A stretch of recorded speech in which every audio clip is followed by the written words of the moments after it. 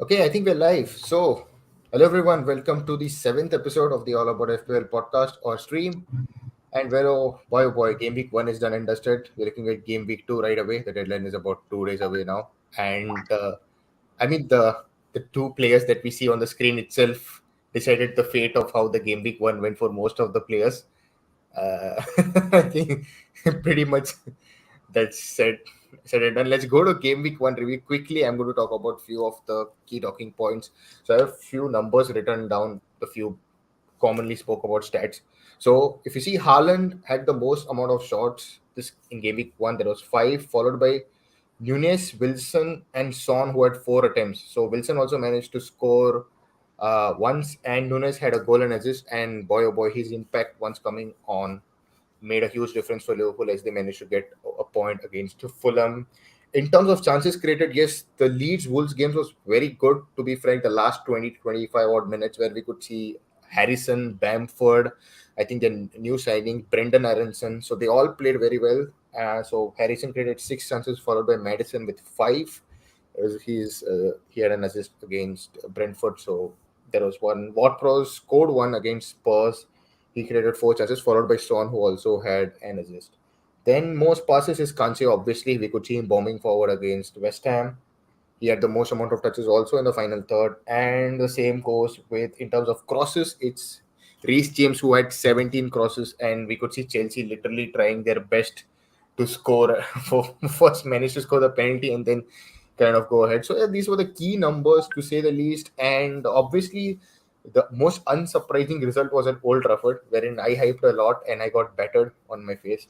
So that is, to say the least. Spurs scoring four goals, City cruising, Liverpool surprisingly struggling, but I think the intent was good in the last few minutes, especially with Klopp blaming the dry pitch and all. But now I think let's go straight away to game week 2 because that is what is around the corner and that is what is very important. So these are the three fixtures, the key fixture to target. Obviously, City Bournemouth is a game where Haaland scoring two goals against West Ham, meaning that fixture is one to watch. Liverpool Palace, Liverpool again drop points, so there is a lot to play. Arsenal Leicester, Arsenal had an excellent game against Palace, so again nothing to say the least. So I think we'll go straight away to probably fixtures to target and players to target. So the first on the list is actually the City game. So I'm going to Srini straight away for him to, you know, share more information. Yeah, so City had a very convincing win against West Ham in the first game, winning 2-0. And as we know, like the man of the moment is Haaland. There were a few doubts about him on after those misses in the Community Shield whether we need to go with Haaland or not. But now the opinion is straight away. He is a must own, and it is the matter of how you bringing in, if you are sacrificing Kane, taking a hit or something. But at the moment, he looks like the must own player in the league. As Aditya mentioned, like City created four big chances, and all four big chances fell to Haaland, and which suggests that City are tweaking their style of play, which we can see from the eye test to set up Haaland. I think this very early to say, but this might be the season where we can tell City's attacking output won't be that much spread, and it will mainly revolve around Haaland. That it is very early to talk, but from the first game, it looks like that at the moment. And surprisingly, City opted for a 2-3-5 formation in the West Ham game, which was a very different formation from Pep. The centre back stayed back, and the 2-3 in the mid three was Cancelo and Walker played as inverted center midfielders around Rodri, and they occupied the midfield, which meant there were five in attack mostly, and Grealish and Foden started on the left and the right wing, and they were occupying the width of the pitch mostly, so we couldn't see much of an attacking output from them, and everything was revolving around Haaland. Like City didn't tweak the play as such directly by putting in too much crosses for Haaland, but they were playing more through the center, and it was surely a change from last season. So yeah, I think so. Haaland is a must-own, and he should be the top captaincy choice as well, ahead of Salah for this game week. And coming to other players, everyone wants Cancelo, and the new position of Cancelo playing as the inverted center midfielder. It looks like he'll he'll play there, and we can't see much of an attacking output, but there will be more bonus points for Walker and Cancelo both due to the number of passes, number of successful passes they make. There'll be too much on bonus points. And yeah, so the other players like Foden and Grealish looked really good, but in terms of FPL output under the new system, it looks like they are pretty much on the sidelines and occupying the width of the pitch, and there won't be much of an FPL return. So we need to wait and watch.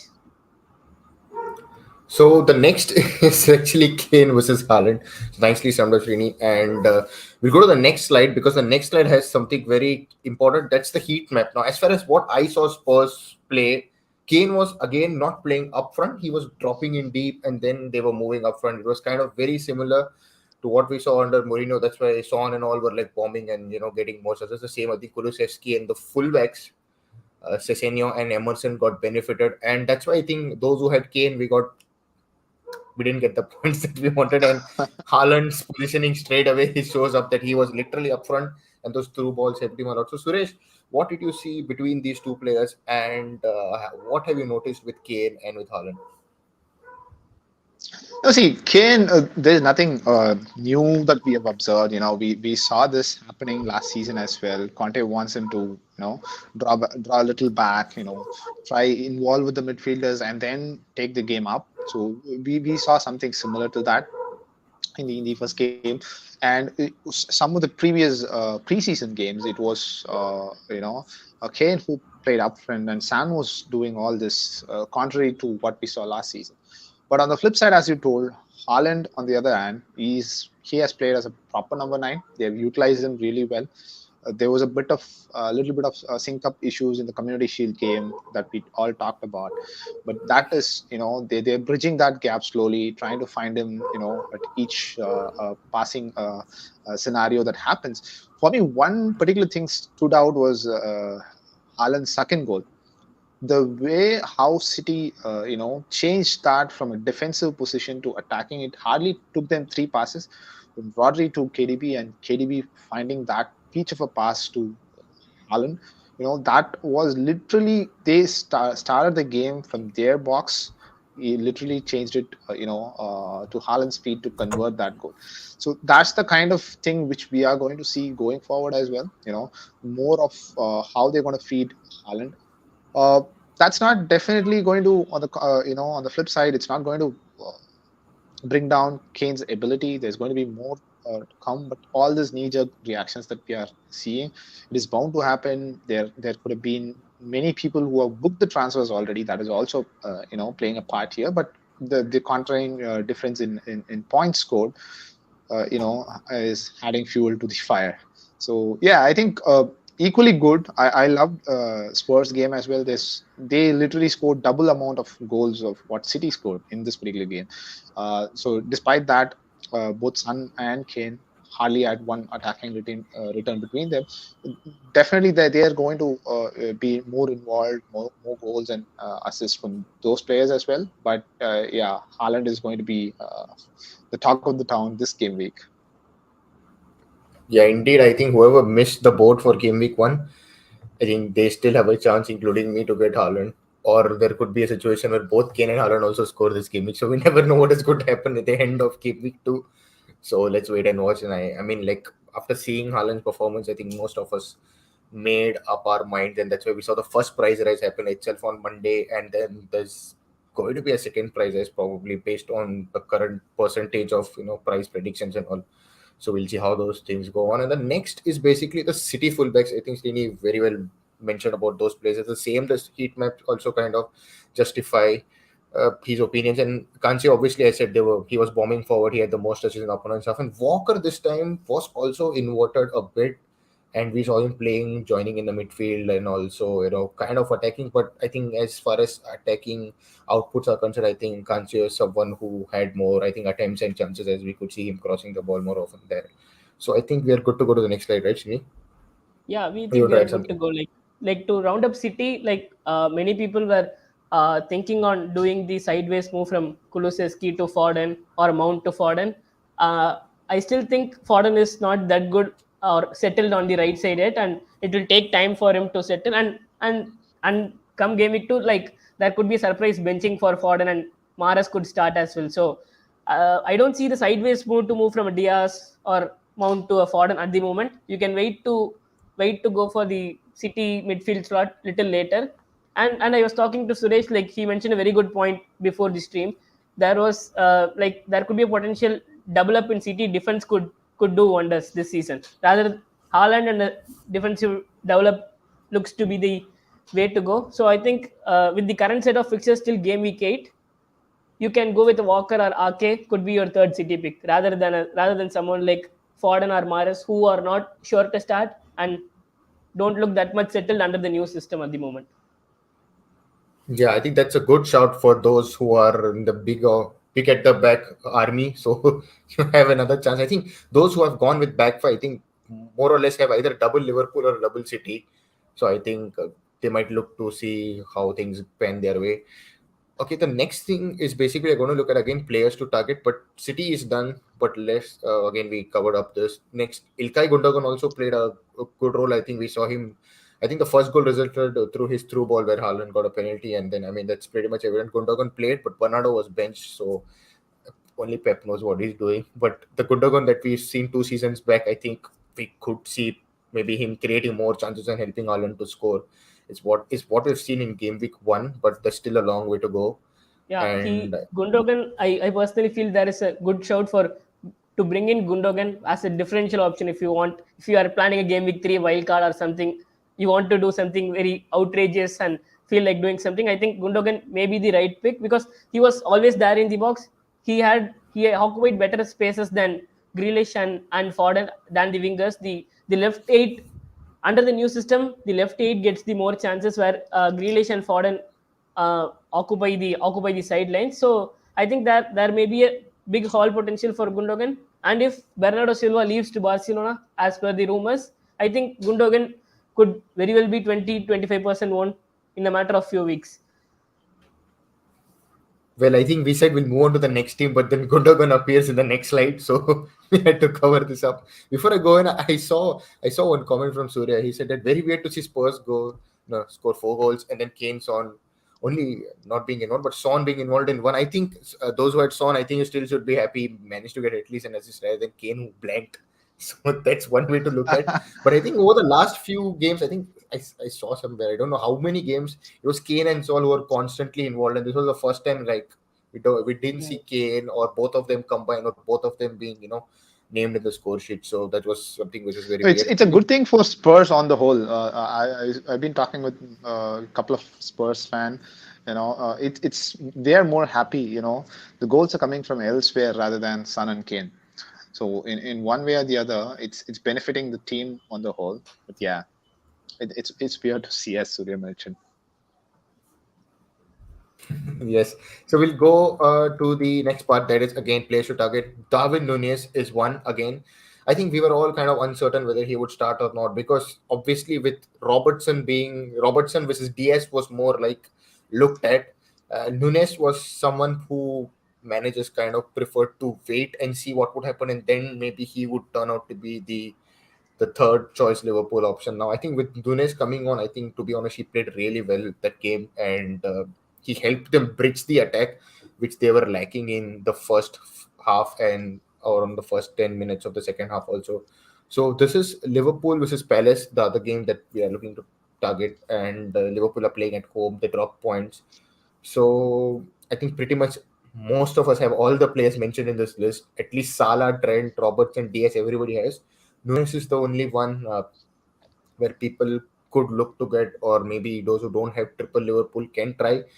But again, to Yeah. say that with most of us have Gabriel Jesus and Haaland or Kane, that that spot for Nunes is something which is very tricky, wherein you'll have to downgrade a midfield and all those things. But yeah, Nunes is a good shout. I think once the time arrives, we'll see. Suresh is one very happy Kulusevski owner. That's why he was happy saying that others are being involved, right? So he got the point. Definitely, yeah. Yeah, So definitely. Talking about Nunes, yeah, Nunes is, a really interesting option. That's something I have in my radar as well, probably by game week 3. So I can ship Wilson out, and by the looks of it, if Nunes is really good and is going to get regular minutes, probably that's one option. Yeah, definitely with whatever little that he played, he had a huge impact in the game. So definitely one to watch. Yeah, like one question to Suresh. Like, I guess by the looks of Nunes, it looks like around game week 6, 7, he'll be pretty much owned by 20-25% teams. So I think, like Suresh told, if we get him by game week 3, there is a very huge upside. But at what risk we need to bring it in? Are you sure on going without Jesus against Fulham and Bournemouth, and go to someone like Darwin Nunes? That's the big call we need to take. So Exactly. No, that's a huge gamble, one has to take. But interestingly, we have got more forward options this time compared to what we had the last season or even the previous one. The forward options was dried out. Surprisingly, this time we are starting to see more options, be it the budget or the mid or the premium category. So there's a good amount of players in each different segment. But yeah, Jesus is someone I went without Jesus into the season. Not was not very comfortable looking at the staggering amount of people who own him. He was very lively in the first 20-30 minutes, to be honest. I was really scared that he's going to come out with 2 or 3 attacking returns out of that game. But yeah, it is how you balance. Either you bring him alongside, you bring Nunes alongside Jesus, or you bring Nunes in place of Jesus. Is something where you take the gambles and where you compensate and shuffle your risks along. So that plays a huge role. So it depends and it varies from team to team. Yeah, so we'll go on to the next slide again. I mean, we take the risk whenever we want. If you get the points, you're a happy man. Otherwise, you can't help. That's how the game works. And this is, I think, Nunes' kind of positioning. And yeah, it did make a huge difference once he came on, and that's pretty much evident. And he was helping Liverpool bridge the gap in the attack and link the play and all those things. So I think just fair to say it's just the first weekend. Some teams are just off pace, some teams have caught up very well, and some teams will catch up. So we did have few surprising results here and there, but that's how football works. We can't help.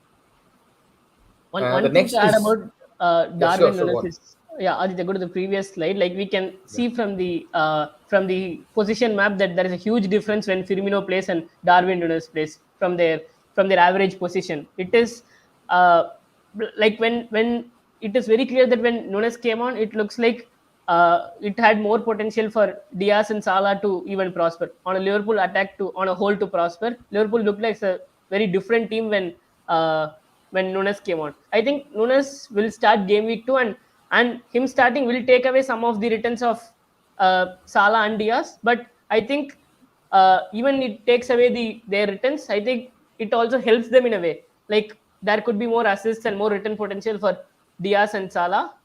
So yeah, I think that huge difference is something to monitor on. I think Klopp will straight away go to Nunes from game week 2. Yeah, I think one thing I would like to quickly add is that when Nunes came in, right, the defenders were all marking him, they were looking at him, which allowed the others also to make those sneaky runs. We saw Diaz had a couple of, I think we had one chance after Nunes came on. One shot he hit the post, which was very difficult. And I think this allowed Salah also to score the goal because of Nunes. He managed to score a goal. So good strikers always attract defenders, allow the other players to make those runs, and that's what we're able to see. And I'll pin this comment also, like just like Haaland, Nunes two had great numbers. 3 out of the 4 big chances, yeah, and as I said, he had 4 attempts on goal, right? Only Haaland had 5, and there are a couple of other players who had 4 more attempts. So I think safe to say we're done with Darwin Nunes. We'll go to the next player. That is Gabriel Martinelli. So all those people who don't have Gabriel Jesus have him or have Saka. I can see a happy man there, and that is what he's expecting him to produce more Jesus to blank, and so that he can get Nunes.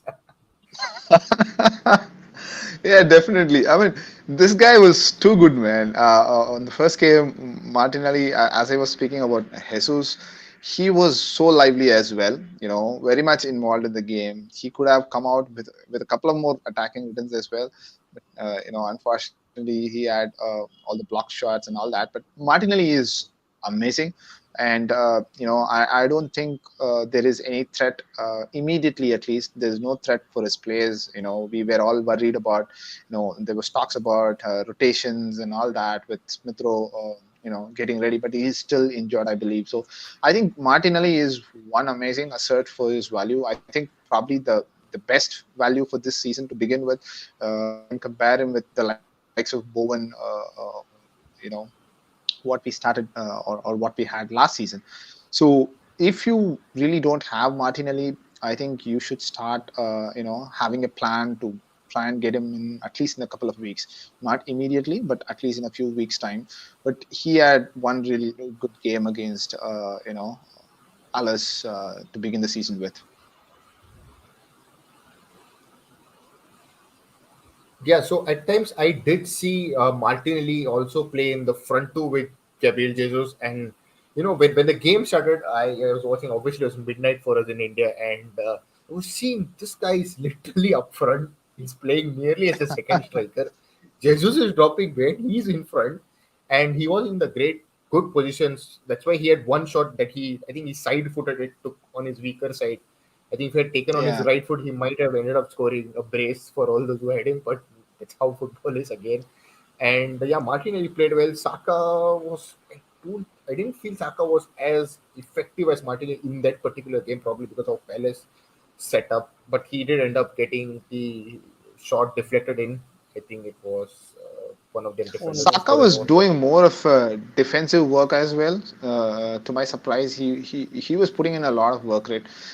The way he dropped down to even clear a couple of put in some tackles for in their defensive areas. So he was doing a bit of defensive work as well. Probably that didn't translate into more of an attacking role. Probably that's how Arteta wanted to set up this particular game. But going forward, it is going to be interesting to see how the front three is going to shuffle around. As Aditya rightly mentioned, Martinelli and Jesus, they switch between them. Jesus, we know, he comes from a team where Pep used to train them to use the width of the pitch, go to the extreme and then stretch the ground and then utilize that space to get into the box and stuff. So he was pretty much doing that, complementing each other, both Martinelli and Jesus. So yeah, definitely these two and alongside Saka is going to be interesting to watch. And coming to Arsenal's defense, the Zinchenko got an assist on his debut, and he got a price raise as well the next day. He's at 5.1 at the moment. But like watching Arsenal defense, Arsenal looked like a much improved defensive side thanks to Saliba, and he looks to be the best pick among the Arsenal defense in my opinion. He's at just 4.5, and he was the man of the match in the game. And he was very calm and composed on the ball. He got 3 bonus points, and I think he improves Arsenal defense as a whole. I feel he's a much better pick than Zinchenko because as we saw, Tierney came on. Tierney came on in the second half little late, and there could be potential to reduce Zinchenko's minutes. Zinchenko could well play as a 8 also, but I think if you get someone from a top 6 club with very great fixtures, if you don't have Arsenal team defender, I think Saliba is the pick to go till game week 8. Yeah, I think even a couple of there were tweets out on Twitter saying that probably Saliba, the way he defended, he looked to be a bonus point magnet. Same with Zinchenko because of the chance. I think this made Ramsdale not get the extra bonus points, and but nevertheless, if they defend well, Ramsdale will get those clean sheet points. That is what is good. But last year, Ramsdale was indeed a bonus point magnet with the amount of saves he did and the way Arsenal were defending. But I think it's looking good for Arsenal so far this season. And another thing is that since we're talking about Arsenal, this is against Arsenal against Leicester, and there's a last player mentioned right down in this list. That is Jamie Vardy, I think, who has scored like 11 goals against Arsenal, is what is mentioned. I mean, if you're banking on somebody to score against Arsenal in this fixture, I think it is this guy. So if you have him, I think still be relaxed. I think he'll end up doing something. Yeah, and one more player who had the great numbers was Madison. Like he was involved in everything what Leicester did, and he had the most shots in this game week with six shots. And I feel like he's if you have him, you can hold him for sure. And once the fixture eases around game week 5, and if he stays at Leicester, he could be he could be one of the best 8 million mids when Leicester don't have Europe, and the likes of Saka, Foden will be involved in Europe as well. And around that time, Madison can be a really good pick. Yeah, the Yeah, only so the irony here is that we hyped up all about Arsenal defense, and we are also promoting Jamie Vardy. But that's the quality of Jamie Vardy. He doesn't need much of a chances. His conversion the rate is pretty high. But yeah, that's something to keep in mind. Take gambles here and there. The only caveat that I would like to add to Saliba discussion is that yeah, Saliba was too good on that day, but I'm not sure how long Ben White might, play on the right back. Probably Tomiyasu comes back from the injury and he takes up that spot. It'll be interesting to see whether Arteta brings Ben White back into the squad, or whether he's going to continue with Saliba. So that's something to watch out. yes, Yeah. that's something I think And Arsenal what do you fans would think be. of Leicester's attack? Like it was it was a crazy game against Brentford in the 2-2 draw, and Leicester it was a game of literally like two halves. Everything was going Leicester's way, and they dominated the game for the first 60 minutes or 50 minutes, and then it was their game to lose, and Brendan Rodgers was the man to blame because of the substitutions, and uh, it was it was a mess. There's a whole bunch of Danny Ward owners who's praying for a clean sheet, but then eventually we know what happened, what was going to happen and stuff. Yeah, they literally screwed up. But yeah, I think from an attacking perspective, there's still good options. Jamie Vardy, we know the credibility of the player. Same goes with Madison. But Madison, again, all the rumors and transfer news with him, that's something you need to be cautioned about. Defense, I would definitely not go anywhere. I know Castagna took a really good goal, and their fullbacks would be really interesting as well. But the potential move of Fofana to Chelsea, or all the news around that's kind of puts me off from Leicester's defense, because they lost their best goalkeeper, their captain, and they're about to lose their second best defender as well. So that could have a huge impact in their defensive options. But yeah, we'll see in a couple of games, because the fixtures are still not that good to immediately jump on. Yes, so let us move to the next slide. I think this is Martinelli's positioning, as we did discuss that he was in the middle and then he was making those runs. He was also playing as up front in the front too. So I think we did discuss these are those from few screenshots on screen.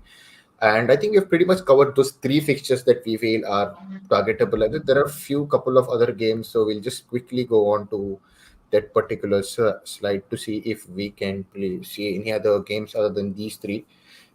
Any other fixture that you would like, guys, you would like to talk about any particular player? We'll go fixture wise. First one is on the screen is Villa versus Everton. So as a question of, I think Aditya owns Bailey. So there are rumors of going Villa going dropping Bailey and going with the front two of Watkins and Ings again. Like and the game we saw against Bournemouth was a very disappointing one for Villa. We didn't expect things to go that way, and I was disappointed as a Dean owner myself. So I think it was totally a bad performance from Aston Villa rather than a good performance from Bournemouth. So there are plenty of Bailey owners still. So what are your thoughts on Bailey? Ajay? You're using a transfer for it, or you'll give him one more week versus Everton side and then see. Yeah, I think I'll give one more week. I think you were hyping Digne scoring or creating something from a set piece, and they themselves ended up conceding from a set piece. So that's how it turned out to be. I think Bailey, Yeah, I even mean, in terms of crosses and all, I yeah, go saw ahead. his numbers were decently up, but they were struggling. So when teams struggle, they just start crossing and let's see what happens. So I think that is what happened. And yeah, I think I'll give him one more week. I think he's priced 5, right? I think it's very difficult to find. I think maybe Pedro Neto and all was what happened. That one skill move was the best performance in that week from him, but not going to say anything more about the play. He's a good player, but other than that, I mean, Wolves have signed Gonzalo Guedes, I think from Valencia. We'll see how that will work out for them. There are a couple of other options. I think I really like Brendan Aronson from Leeds. I think he's 5.5, and he was in proper positions and all. So maybe looking at that, and Leeds played well, I would say, for the last 25 odd minutes from what I saw. So I'm looking at maybe getting in a Leeds play later, but I'm going to keep Leon Bailey for this week. We'll see what happens. Yeah, that's the thought process I have with Villa players. Like against Everton at home, there is nothing to lose. Villa do particularly well at home, and if you're a Cash, Dean, or a Bailey owner, you can give them one more game. And their fixtures are also difficult from game week 3. So even if Dean gets a 15 pointer, I'm sure shipping him out for someone like Walker or Perisic. So that's my thought process.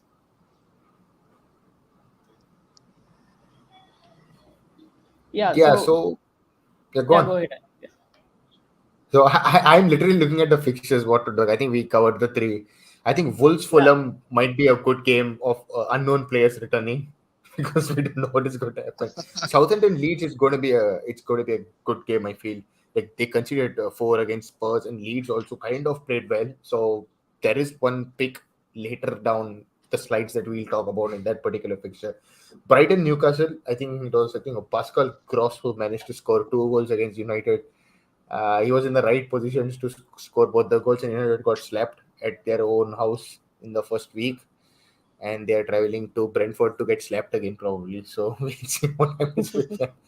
I think And Yeah. the So other I mean, game that I'm really interested to watch this week is the Brentford United and Nottingham Forest and West Ham. The primary reason is I'm monitoring a couple of these forwards from an FPL perspective, be it Tony or be it Antonio. They could start getting good run of fixtures, going into game week 3. So the likes of from my perspective, I've got Wilson, so I would like to downgrade or either upgrade. So probably those games, I'm really keen on watching what is the sort of comeback that United is going to do, or whether they're going to be flat once again, allow Brentford to dominate the game. Same goes with West Ham. Forest was nowhere to be seen on their first game, and West Ham would definitely like to come back. Take a couple of points after uh, getting beaten by the league champions. So those two fixtures are something which I'm really keen on. So let's see how that progresses. I think probably the fixture of this game week is obviously Chelsea against Spurs, and I think if we take a 0-0, everybody will be happy and they'll move on from here. I think that's what. Right, Definitely look at not your me. Chelsea. He wants Definitely a not goal me. or an assist from Kulusevski, so that's why he's like literally banging that drum. Yeah, obviously, yeah. But yeah, Yeah, sir. that's the game to watch for sure. There'll be more from a footballing aspect rather than an FPL aspect. That game would really be good to watch how they go on about this particular game. But yeah, otherwise these three which we have listed here, that's pretty much to target from an FPL perspective. If you have the likes of City Boys, most of them are going to captain one of the City Boys, and Liverpool is equally going to be popular with Salah. yeah, one more fixture which I will have a close watch is Brighton versus Newcastle. I think both are very very good teams, and they are the, I feel like they have the potential to finish seventh, eighth, ninth this season. They are among the like they can potentially push for a European spot. They both look really good in game week 1, and in fact Newcastle was the pick of the teams in terms of shots inside the box and shots on target in game week 1. They topped all the three metrics, and they and due to Shelby's injury, I think it was a kind of uh, a blessing in disguise. Like they were able to attack really well. They played with the mid three of Bruno Guimaraes, Joey Linton, and Almiron. So I think when once Shelby comes back, Bruno could move up a little front, and Bruno Guimaraes is surely on my watch list from game week 6. Around game week 6, when if I play the wild card for the first wild card, he's one of the good options to consider. And Brighton, like I think you guys would be able to uh, give a good brief about Brighton on and what we can expect from them. And they are much like a team like City, who is coached by a very good coach. And I think might be the season where they could they could uh, they could satisfy their expected goals, and expected clean sheets could turn into reality, because someone I'll like take Potter. that one, Srini. So Underperforming. Whatever Aditya predicted for Chelsea and Spurs, I would take that, with both hands. Going into Brighton and Newcastle game, if it is ending as a nil-nil game, I would be the most happiest person as I have both Sanchez and Trippier in that game. I don't mind Wilson blanking, but that's okay. But yeah, definitely, that's another interesting game to watch out. Two really good improved sides, and yeah, we'll see Yeah, how rightly how said. that Two goes. really good improved sides, and the way Brighton played at Old Trafford was they knew where they were playing, they knew how to play. Their passes were crisp, their attack was good, and they capitalized their chances. I think if you want to win games, that's how you do, and they did it. And so Potter is a good coach, we all know that. And obviously, the style of play itself at Brighton itself just speaks a lot. And I think that game against Newcastle is going to be a good one. Probably it might be nil-nil or somebody will get a win. So we'll see what happens. And I think we've basically spoken a lot in this particular segment. We'll move on quickly to the differentials. So you need to give me time until I just switch over things from here to there. And there are three players that's right in the banner who's going to pop up. Yeah. So one is Welbeck, who surprisingly was managed to get past Maguire like Mbappe and was going through. Uh, Gundogan again, as Srini spoke like few minutes back regarding his positioning. And the third guy is, I was just saying, I said about Aronson, but this player, there was Bamford who also looked good with Harrison. Basically, Leeds played well. So I think we'll go on in depth now. So these are the players from Leeds. So anything you want to add in here, Srini? Yeah, so the first one which we saw in the previous slide was Welbeck. He was someone like surprisingly one person won, and I think he could with the potential very good fixtures for Brighton in the coming weeks. Like from they have after the Newcastle game, they have West Ham, Leeds, Fulham, Leicester, Bournemouth. These are five winnable games for Brighton, and if he nails down his spot ahead of Mopai and Undav, I think he can be one of the picks to consider.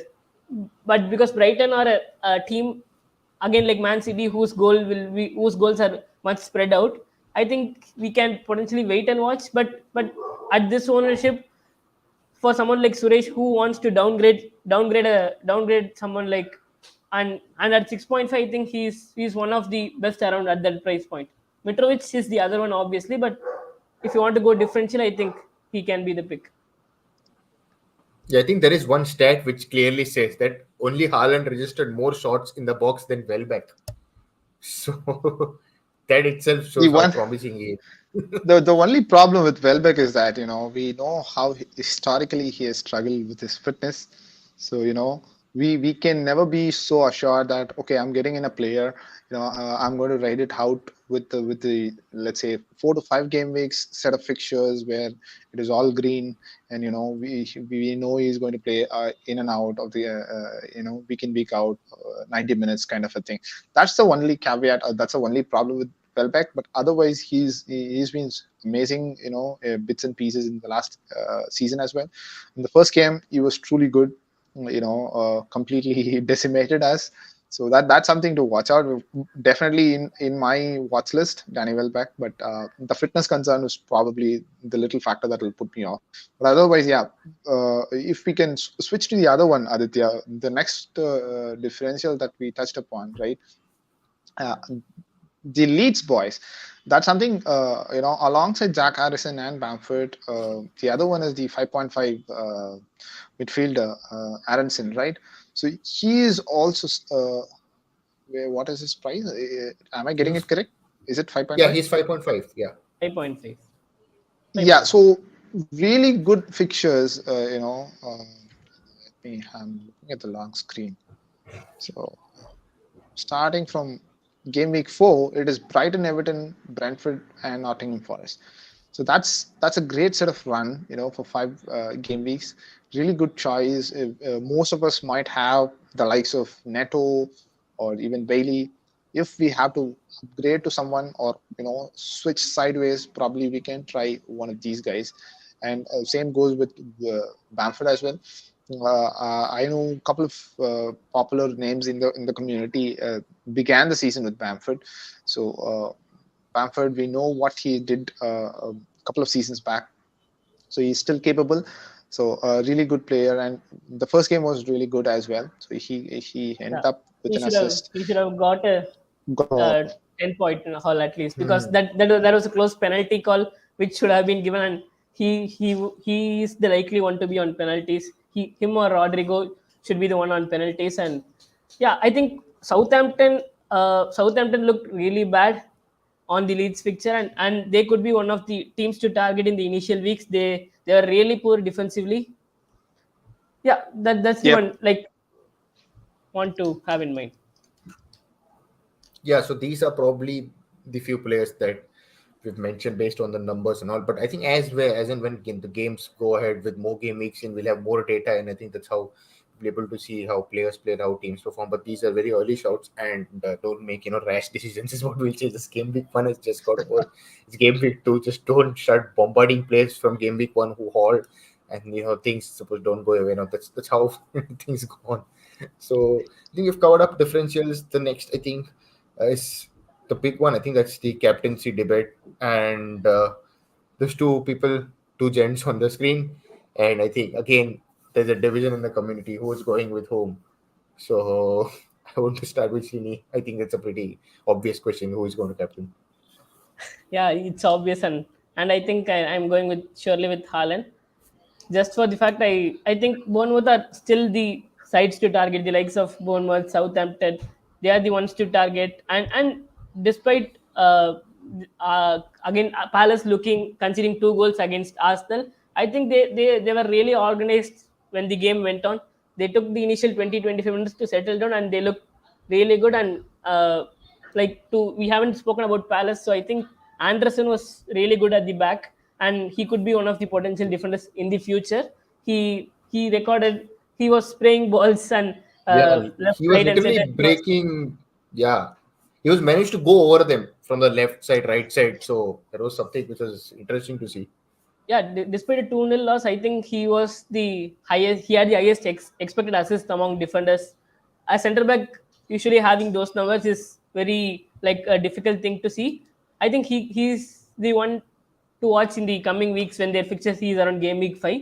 And yeah, so coming back to Salah, I think Salah and Nunes will be against a strong Crystal Palace defense, rather than a Haaland who will be against a Bournemouth defense. So I think uh, the opposition, not the quality of these players, the opposition is what makes my call so easy this time. Like Palace are a very good side, and Bournemouth, despite winning 2-0 against Villa, I think they are the team to target. So I'm going with Haaland. Okay, that's done and dusted. Suresh. Yeah, I think not much to add or take a contrary call on this one. It's pretty much obvious, and the effective ownership is going to skyrocket with Haaland. Having said that, I'll as usual, I'll put a little bit of caveats here. So one thing to watch out was the minutes. That's something which we discussed all along preseason, and all the articles that we have referred in the past in our shows as well. So he was hooked off at the 75th minute in the first game. So that's something to have in mind. If at all, if he is going to score and bring all a lot of points to your FPL teams, hope and pray that it happens before the 70th minute or in and around the 70th minute mark. So there's a good chance that he would be taken off once again. Integrate him slowly into the team and slowly into the league as well. So give him that 10-15 minute breather each game, and then try and play him. Given week in week out 90 minutes or something like that. So that's the little thing which I would suggest to have in the back of mind. But if you still don't have Haaland, let me put it that way. If you still don't have Haaland and want to stick with Kane, the other good option, most likely the people would have gone with Salah and Kane. I think Salah is not a bad choice at all. Historically, Liverpool at home against Crystal Palace have done really well. They have never scored less than one goal. They've always scored more than 2 goals. If I have to put Yeah, it that, I think that's there in the they've. next slide. Salah against Oh, you Palace. do have. Okay, Yeah, perfect. yeah. So let's go to the next one. Yeah. So I think last Exactly five what I games, was referring something to. Salah had like 7 goals and 5 assists or something in last 5 games against Palace or something. That's what the numbers say. And I think City is record against last season's newly promoted teams, that basically 20 goals and 2 goals conceded or something, or just conceding twice is, I think, it's astonishing there. So you need to toss a coin and then decide. I think there could be a Yep, situation where both of them haul. So that's what is going to probably going to happen. very much possible, very much possible. And there's a bit of extra motivation to Liverpool is that they are coming out of a draw against Fulham, so they will be really eager to win this game and take 3 points. So that's some added motivation for them. But yeah, if you have both Haaland and Salah, I think as Aditya mentioned, it's a flip of a coin. uh, Go with your gut feel, who you think would return, and don't regret the move if it is otherwise around. Yeah. Just don't wreck it, because after game week 2, there's still 36 weeks more to go, 36 game weeks. So just a start. So just look at that. In my opinion, I have Kane at the moment, so it's on Salah. If I do Kane to Haaland, then I may switch. That's what I would like to say at this point. I don't want to speak more because if I speak, I so We'll I'll come to that shortly when we are discussing about the teams. Yeah. Yeah, so next let's go on to some of the questions that we got from Instagram. We posted a story yesterday asking for a few questions, and these are some of the common questions we got from Insta. And Salah or Highland captain, I think let's not answer that, it's up to you. Will KDB score the most points this week? Why not? Possible. Yeah. Okay, Yeah, there's another interesting question. Triple captain Yeah, Haaland. triple cap. Yeah, I mean, go for it. What's the game is all about fun. If you feel so, go for it. But as we always advise, it is better to be saved for your double game weeks at the later point of the season. But why not? If you want to take a punt, go for it. there's another one Next question is, interesting. Have 2.5 million in the bank, get Darwin or another 8 million midfielder. Ooh. I think if Wow, that it's a that's matter of who you are removing. I think if you are removing someone like Jesus to get Darwin, don't do that. And if you're removing someone who in the 5.5 bracket like Unda or someone preseason hype you have got, and you are moving to someone like Nunes, I think it's a good call to make. I would rather suggest if you are investing additional 2.5, take another game, game week of info and take a better choice in game week 3 rather. Stick with what you have. If you have better players, better fixtures this week, just write it out, because 2.5 million putting into a player or upgrading someone, from a budget to sub premium category, it's a huge investment. You're going to lock that player for at least for a few game weeks. So try and take that few more weeks of info, one more week of info, and then make that call. I think the next one I'll pick is a very easy question. Worth selling James or Perisic for Walker? Nah, I won't sell. Yeah, both of them I yeah, won't sell. same. Surely James for sure. Perisic, I think this week you can bench him and you can wait and watch. I think that's an easy answer. I think both of us would agree to that. How about if I bring Bowen and captain him? It's Bowen Wow, played that's college. Oh my god. that, that's a crazy differential that, option, and he that's also that's a features. huge call. Yeah, he also features in a differentials article. So I think you can Yeah, have a if you read on want to. to convince yourself a little more if you want to go for it. Yeah, that's not a bad call. And Yeah, the this is, other popular question, I think, is what to do with Bailey. I think we pretty much answered this in the discussion we had, yeah. Bailey. So, What to try do with holding Bailey? on. Have 0.5 in the bank. I think it's up to Point you. five Hold the on for a buy. week and then get probably Aronson or someone. I think Exactly. If you're you get. not comfortable, I would suggest if you have the likes of Andres Pereira, probably play Andres Pereira, put Bailey on the bench. If in case if you get, assured comments from the manager in the press conference that he's going to change the system or he's going to bench him and stuff. So probably you can do that, but I would, agree with Aditya. Stick with him for another week. There's another one. I think there are some similar questions here. About taking a hit to get Haaland, or there is something also very similar. Can I still go Kane or Haaland? Or give Kane another chance or take -4 over Haaland? No. These are three similar questions here. I think that You one want to is go, for Srini? Aditya. Yeah, like Aditya's dilemma. I think he's someone who has 0.5 in the bank, so he won't face that one. But Yeah, I yeah, think, but would you take a hit to bring in Yes, that is Haaland ahead something. of Kane? Yeah, that is something I'll still think about it, because I think Kane, come game week 4, he has a good fixture. Game week 3 is also a good fixture. Because game week 2 is the only one which you will be afraid of an Haaland all. Kane is also capable of still getting a big haul against Chelsea. Like that could be the most typical definitely. FPL thing to happen. Kane getting a 10 plus haul and Haaland blanking would be the most FPL thing to happen. So I'm not sure. I won't take a hit to get get in Haaland for Kane after the price changes, especially because you have already lost point 0.2 on those transfer if you haven't done it yet. I think for a hit, I won't do it. If you have Salah, you can captain him and stay there. Hmm. Yeah, I think not taking a hit is better at this point, right? Just why are you wasting hits and wasting your points? Just wait and see. There's another question that is related to City, that's between Walker and Ake, who might be nailed over the next 5 weeks. Uh, I mean that's a very tricky question to answer.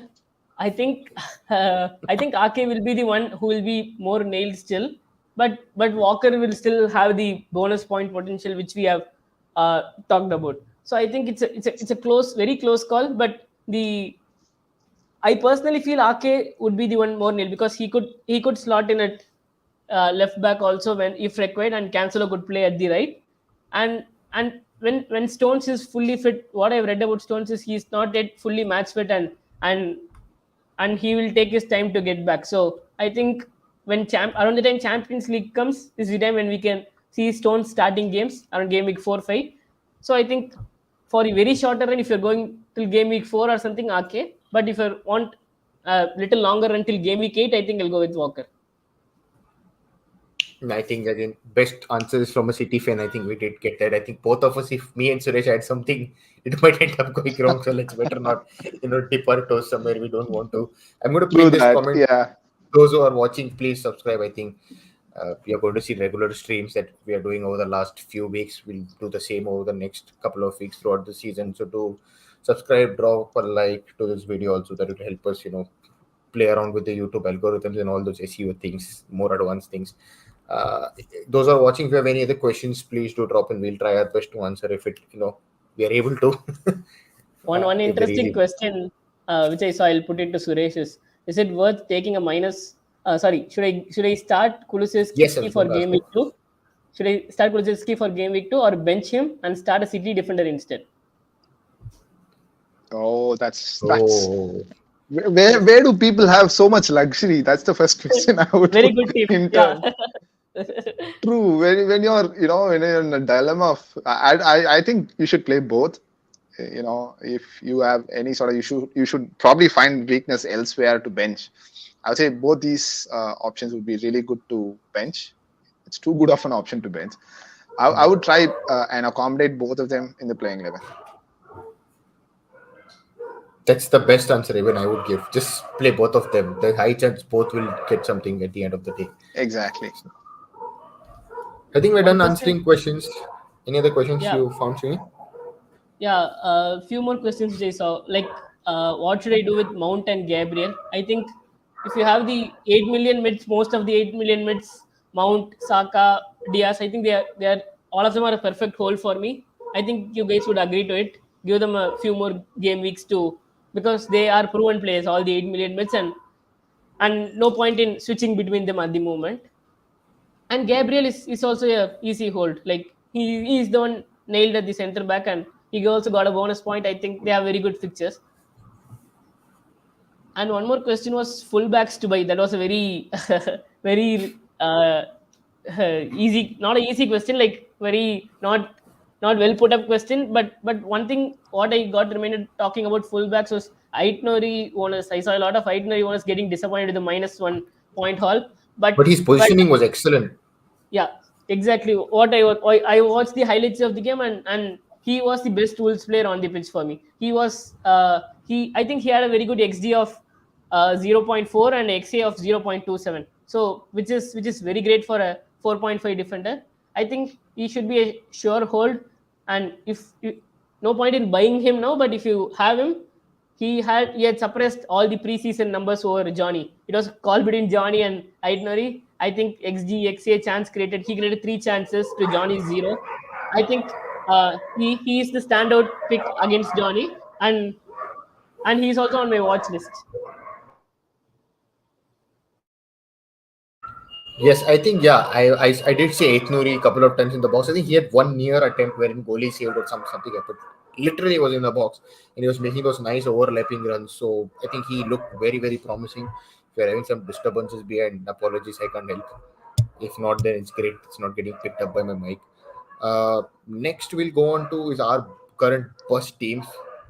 I think we did discuss in between most of these things, wherein I think two of them already have Haaland, and I can see armband in both the cases. Wherein in mine it's the same, like I said, Salah, because I don't have.